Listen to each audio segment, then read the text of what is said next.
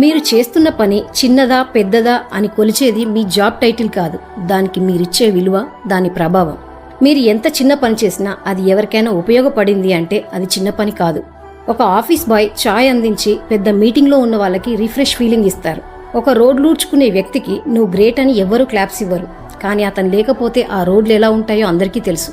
రోజు పాలు పోసే ఒక అవ్వను డాక్టర్లా ఇంజనీర్లా ఎవరూ చూడరు, కానీ ఒక బిడ్డ బలంగా పెరగాలన్నా, ఒక ఫ్యామిలీ ఆరోగ్యంగా ఉండాలన్నా ఆమె అవసరం. వాళ్ళ సంపాదన చిన్నదే కావచ్చు, పని కాదు.